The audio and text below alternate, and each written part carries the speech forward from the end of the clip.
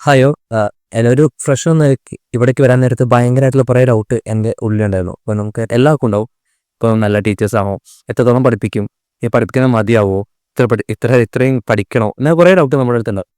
അപ്പോൾ ഇതൊക്കെ ഈ ഒരു ആദ്യത്തെ 2 ആഴ്ച കൊണ്ട് എൻ്റെ ഈ ഡൗട്ടുകളൊക്കെ ക്ലിയർ ചെയ്തെന്നോ. കാരണം മെയിൻ കാരണം ഇവിടെ വന്ന എല്ലാ ടീച്ചേഴ്സും അവരുടെ ഏത് സബ്ജക്റ്റ് നടക്കുന്നത് അതിനകത്ത് അവർ എക്സ്പേർട്ടായിരുന്നു. ഇപ്പം എത്രത്തോളം എങ്ങനെ പഠിപ്പിക്കണ്ടേ, എങ്ങനെ അവർക്കൊന്ന് മനസ്സിലാവുക എന്നതിനെക്കുറിച്ച് അവർ കൃത്യമായിട്ട് ക്ലാരിറ്റി എല്ലാ ടീച്ചേഴ്സും ഉണ്ടായിരുന്നു.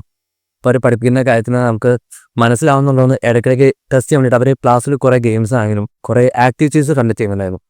നമുക്ക് എപ്പോഴും ടീച്ചേഴ്സ് സ്റ്റുഡൻറ്റ് എന്നുള്ള ഒരു കണക്ഷനിൽ അതിന് എത്രത്തോളം അതിൻ്റെ സ്കോപ്പ് ഉണ്ടെന്നുള്ളത് ഇവിടെ നിന്നാണ് ശരിക്കും എനിക്ക് എടുത്ത മാറുക. എന്ന് വെച്ചാൽ ഇപ്പം നമുക്ക് ഒരു സംശയമുണ്ട്, നമുക്ക് ചോദിക്കണം, നമുക്കിപ്പോൾ ഒരു സജഷൻ ഉണ്ട്, അത് പറയണം, അതിനുള്ള സ്പേസ് നമുക്ക് ക്ലാസ്സിൽ കിട്ടുന്നുണ്ടായിരുന്നു.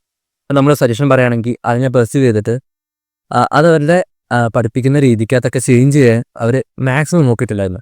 അതുകൊണ്ട് തന്നെ നമ്മൾ എപ്പോഴും ഇവിടെ ക്ലാസ്സിൽ എപ്പോഴും ആ പ്രോസസ്സിൽ എപ്പോഴും ഇൻവോൾവ് ആയി. അപ്പം നമുക്ക് ഈ ഒരു ജേണിക്കകത്ത് നമുക്ക് ഏറ്റവും അത്യാവശ്യമുള്ള കാര്യം അത് ജസ്റ്റ് പാസീവ് ലിസണേഴ്സ് ആവാണ്ട് ഒരു ആക്റ്റീവ് പാർട്ടിസിപ്പൻസ് ആവാന്നുള്ളത്.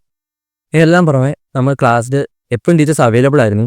നമ്മുടെ ക്ലാസ് തുടങ്ങി ഒരു ഡിസംബർ ആയി തന്നെ നമ്മൾ ഓൾമോസ്റ്റ് ആ ഒരു പോർഷൻസ് ഒക്കെ നമുക്ക് കവർ ചെയ്യാൻ പറ്റി. ഈ 5 മാസം എന്ന് പറയുന്നത് നമുക്ക് റിവിഷന് വേണ്ടി കിട്ടിയ സമയമാണ്.